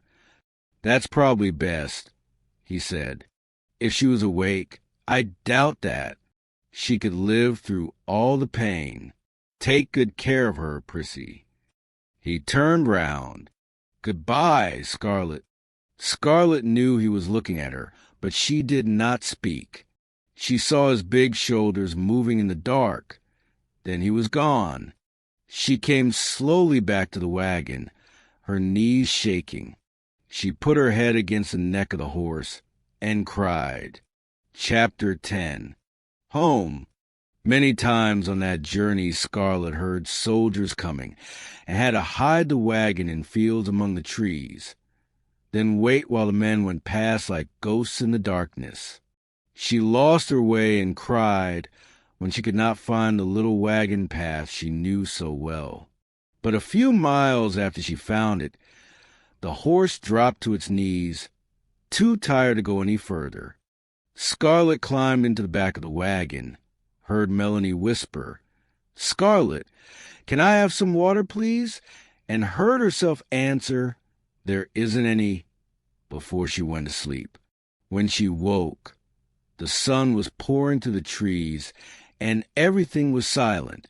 She sat up and looked round quickly, but there were no soldiers anywhere. In the wagon, Melanie lay so still and white that first Scarlet thought she must be dead, but then she saw Melanie's shallow breathing. They were under some trees in someone's front garden. Scarlet noticed. It's the Mallory place, she thought, excited at the thought of friends and help. But the stillness of death lay over the plantation, and when she looked toward the house, there were only some smoke-blackened stones left. Is this what terror will be like? She thought. She woke Prissy, then looked over and saw that Melanie's eyes were open. Scarlet found some apples under the trees, then got some water from a stream near the house. They all had a drink. Then Scarlet gave the rest of the water to the horse. The animal was on its feet again, but it was very old. She saw now. They were 15 miles from Tara, but the horse moved so slowly it took all day to travel there. Every empty, burned-out house they passed frightened Scarlet more. There were dead men and dead horses lying by the road, and the fields and trees seemed full of ghosts in the afternoon sun. There was a sudden noise, and Prissy screamed loudly, but it was only a cow coming from behind some trees. The animal looked at them with large, frightened eyes. "She needs milking," said Prissy. "It must be one of Mr. McIntosh's that the Yankees didn't get," said Scarlet. "We'll take it with us. Then we can have some milk for baby." It was evening when they reached the top of a hill and went down to the line of trees that led to Tara. Was it there? Or was the darkness hiding just a few smoke-blackened stones like the McIntosh place? But no, Tara had escaped. It was there. The white walls showed through the darkness. Then Scarlet saw a shadow come from inside the house. Someone was home. A shout of delight started in her throat, but died there. The shadow did not move or call to her, but stiffly and slowly came down the steps. "Pa!" she whispered. "It's me, Scarlet. I've come home." Her father looked at her. "Daughter," he said. "Daughter." "He's an old man," thought Scarlet, shocked. A baby's cry came from the wagon, and Gerald looked across. "It's Melanie and her baby," whispered Scarlet. "She's very ill. I brought her home." Gerald went to the wagon, straightening his shoulders. "Cousin Melanie," he said, 12 Oaks is burned. You must stay with us." "We must carry her," said Scarlet. "She can't walk." Another person came from the house. It was Pork, Gerald's personal slave. He ran down the steps. "Miss Scarlet." Scarlet caught him by the arms and felt his tears on her hands as he held them. Glad you're back," he cried. It was Pork who carried Melanie indoors. Prissy took the baby. Wade followed them up the steps into the house. Scarlet caught her father's arm before he could follow, too. "Did they get well, Pa?" she said. "The girls are getting better," he said. "Your mother Dash." "Yes, your mother died yesterday," said Gerald. Gerald said it over and over again as he followed Scarlet around the house. "She died yesterday. She died yesterday." Scarlet felt nothing except a great tiredness.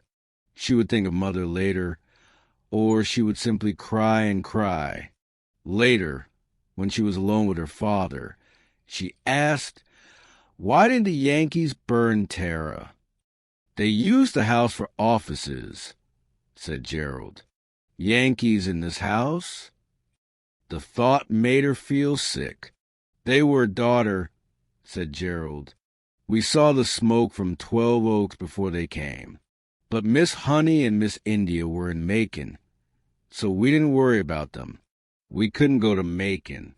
The girls were so sick. Your mother, we couldn't go. Our Negroes ran away. They stole the wagons and the horses. Only Mammy, Dilsey, and Pork stayed. The Yankees came up the road from the river, and I met them at the front door." "Oh, brave little Gerald," thought Scarlet. "They told me to leave," went on Gerald. "They told me they were going to burn the place. I told them that we had typhoid in the house, and they would burn it over the heads of 3 dying women. The young officer was a gentleman." "A Yankee gentleman?" "Pa!" "A gentleman," said Gerald. "He rode away and came back with an army doctor who looked at the girls and your mother. You let a Yankee into their room? He had medicine, and we had none. He saved your sisters," said Gerald. "They didn't burn the house. They moved in. The officers filled all the rooms except the sick room, and the soldiers lived in tents around the place. They killed the cows, the chickens, and the pigs. They took the pictures and some of the furniture." "And then Mother? Did she know Yankees were in the house? She never knew anything. Thank God, said Scarlet. And then they moved on. He was silent for a long time, and then he held her hand. I'm glad you're home, he said simply. After Gerald went to bed, Scarlet went to the room where Corinne and Sue Ellen were sleeping. Mammy was there, watching them. Her eyes lit up when she saw Scarlet. My child is home, Mammy said softly. Oh, Miss Scarlet, now that Miss Ellen is dead, what are we going to do? Scarlet sat down next to the bed. I want you to tell me about Mother, she said. I just couldn't ask Pa about her. Tears came from Mammy's eyes. It was those Slattery trash that killed Miss Ellen. I told her and told her not to dash. Slattery's? Said Scarlet, confused. Emmy Slattery was sick with typhoid, and Miss Ellen went to nurse her, said Mammy. I told her to leave those white trash alone, but she didn't listen. Then, when Emmy was getting better, Miss Corinne went down with typhoid, and then Miss Ellen. So Miss Ellen had to nurse them, too, with all the fighting up the road, and the Yankees across the river, and the field Negroes running off every night. I was nearly crazy with worry. But Miss Ellen was cool and calm, except that she worried because we couldn't get medicines. And then she went down with typhoid, too. Mammy dried her tears before she went on. Miss Ellen went fast, Miss Scarlet. Even that nice Yankee doctor couldn't do anything for her. She died a few nights after the cotton burned. Has the cotton gone? Said Scarlet. Tell me. Yes, Miss Scarlet. The Yankees burned it. 3 years cotton, thought Scarlet. $150,000 in one big fire. Chapter 11. Murder. Next morning, when Scarlet went down to breakfast, Gerald was sitting at the table. As Scarlet sat down, he said, We will wait for Mrs. O'Hara. She is late. Scarlet stared at him. He was looking at her in a strange and confused way, and his hands were shaking. Has Pa lost his mind? Thought Scarlet. No, he'll get better. He must get better. I won't think about it now. I won't think of him or Mother or any of these awful things. She left the room without eating. Pork was outside the house. Have you been over to 12 Oaks or the McIntosh place to see if there's anything left in the gardens that we can eat? Scarlet asked him. No, miss, said Pork. We ain't left Tara. You go to McIntosh, and I'll go to 12 Oaks, she said. The road was hot and dusty, but she was hungry, and they needed food from somewhere. At the bottom of the hill was a river, and Scarlet took off her shoes and put her feet into the cool water before going on to 12 Oaks. It was burned down, and just a few blackened stones were left of the house where she had danced and flirted with the men, and dreamed her dreams of marrying Ashley. Oh, Ashley, I hope you are dead, she thought. I don't want you to see this. She walked to the garden and found some potatoes in the soft earth. Without stopping to clean it, Scarlet picked up a potato and began to eat. But it was old and the taste was bitter, and Scarlet was sick almost immediately. Then she laid down, her face against the earth, and thought of the people who were dead, the way of life that had gone forever, and the dark and frightening future. But the past was the past, Scarlet told herself. Sitting up, those lazy, happy old days were gone, never to return. There was no going back. I'm going to live through this, she said aloud. And when it's over, I'm never going to be hungry again. If I have to steal or kill as God is my witness, I'm never going to be hungry again. After 2 weeks, she knew that her father would never get any better. He would always be waiting for Ellen, always listening for her. When Scarlett asked him for advice, his only answer was, "Do what you think best, daughter." One morning, she was at the open window of her bedroom. She had hurt her foot and was sitting in a chair. Melanie was in her room with the children. Corrine and Sue Ellen were in their room, and Gerald, Mammy, Pork, and Dilsey were in the fields. Scarlett was wondering how they were going to buy food. The only money in the house was Confederate money, and that had almost no value now. And if I can get my hands on some money, she thought, how can we carry food from Jonesboro to Tara? The old horse that brought them from Atlanta had died. It was while she was worrying that she heard the sound of a horse. She looked up quickly and saw a Yankee soldier. He was a rough-looking man with an untidy black beard and a gun, and he was getting off his horse outside the front door. Scarlett heard him come into the house and walk through the rooms downstairs. In a moment, she thought, he'll walk into the kitchen. There, cooking over fire in 2 large pots, were apples and vegetables, brought painfully from 12 Oaks in the McIntosh garden. Dinner for 9 hungry people, but only really enough for 2. The thought of the Yankee eating their meal made Scarlett so angry that she began to shake. She went to the cupboard and took out the heavy gun which Charles had never used. Then, quickly and silently, she ran downstairs, holding behind her. "Who's there?" he shouted, and she stopped in the middle of the stairs. He was standing in the doorway of the dining room, his gun in one hand. "So there's somebody home," he said, smiling, and put his gun away. He walked across until he was standing below her. "All alone, little lady?" he said. Before he could move again, Scarlett lifted her gun and shot him in the face.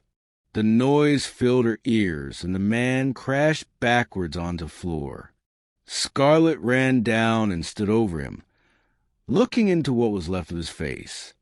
As she looked, 2 streams of blood ran across the floor, one from his face and one from the back of his head. He was dead. She had killed a man. Murder, she thought. I've done murder. Oh!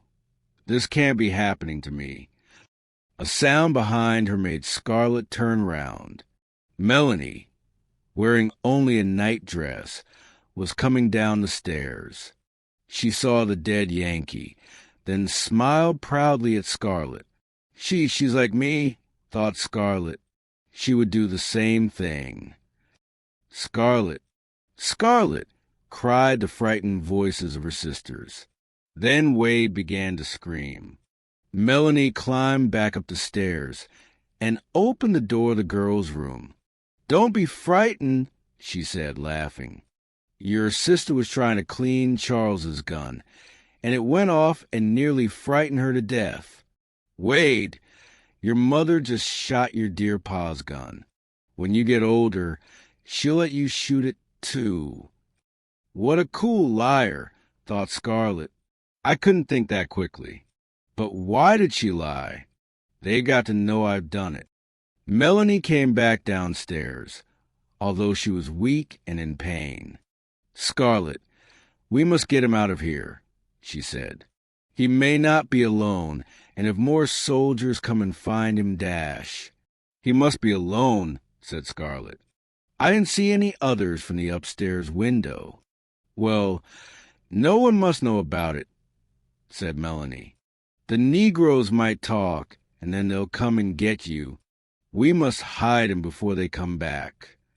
"I could dig a hole in the corner of the garden and put him in it," said Scarlett. "But how will I get him there?" "We'll each take a leg and pull him," said Melanie. "You couldn't pull a cat. You'll kill yourself." "All right," said Melanie. "You pull him out, and I'll clean up the mess." But can't we go through his bag and his pockets first? He might have something to eat. Scarlett found a wallet inside his coat. It was full of money, United States money, as well as Confederate money, and one $10 gold coin and two $5 gold coins. Melanie found some coffee in the bag, and there were rings and other small pieces of jewelry in his pockets. "A thief," whispered Melanie. "He stole all this." "I'm glad you killed him, Scarlett." No one asked where the horse came from. They were just pleased to have him. The Yankee lay covered in the hole in the corner of the garden. No ghost came to frighten Scarlett during the long nights when she lay awake afterwards. "I won't think about it," she said to herself. But whenever she had to do something difficult after this, she thought, "I've done murder, so I can do this." Chapter 12. Peace at Last. By May 1865, the war was over and the Confederacy had lost. The dream they had loved and hoped for, the cause which took the lives of their friends, was finished. But Scarlett cried no tears. She simply thought, "Thank God! Now the cow won't be stolen. Now the horse is safe. Now I won't be afraid to drive round the country looking for something to eat. And if Ashley is alive, he'll be coming home." In that warm summer after peace came, a stream of Confederate soldiers came through Tara on their way home. Most were walking, although a few lucky ones had a horse. They asked each soldier for news of Ashley, and Sue Ellen asked about Mr. Kennedy, but none of them knew anything. Then, one afternoon, Uncle Peter surprised them all by arriving from Atlanta. He came on an old horse and brought news of Aunt Pitty, who wanted Melanie and Scarlett to come back to live with her again. He also brought a letter from Ashley. "He's coming home," Uncle Peter told them. "He's alive." Melanie fainted, but Scarlett took the letter and opened it quickly. She recognized Ashley's writing. "My love, I am coming home to you." Tears filled her eyes so that she could not read any more. Holding the letter, she ran to her mother's room, while the others tried to help Melanie. She shut the door, then crying, laughing, and kissing the letter, she whispered, "My love, I am coming home to you." When weeks went by and Ashley did not come, Scarlett began to worry that something had happened to him along the way. The never-ending line of soldiers went through, and Scarlett's heart began to grow hard. They were eating the food which was meant for the mouths of Tara. Food was hard to get, and the money in the Yankees' wallet would not last forever. Well, Benteen was a soldier who was very ill when he arrived. One of his legs finished at the knee, and a roughly cut wooden leg was fitted to it. He looked like a poor farmer, not a plantation owner. But this did not stop the girls working to save his life. Then one day he opened his light blue eyes and saw Corrine sitting beside him. "Then you weren't a dream after all," he said. Will had owned a small farm in Georgia and 2 Negroes. He knew that his slaves were free now and that his farm was burned, but these things did not seem to worry him. "You've been good to me, Miss Scarlett," he said. "And if you'll let me, I'm going to stay here and help you with all the work until I paid you back. I can't ever pay it all, because there's no price a man can pay for his life." So he stayed, and slowly and quietly, a large part of the work and worry of Tara passed from Scarlett to him. It was a warm September afternoon, and Will was sitting on the front steps of Tara, talking to Scarlett. Melanie came out to join them. Although she did her share of the work at Tara, she was thin and never completely well.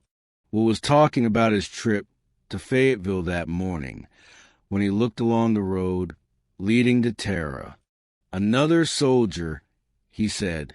Scarlet looked and saw a man with a beard, wearing the usual gray and blue uniform, which was dusty and torn.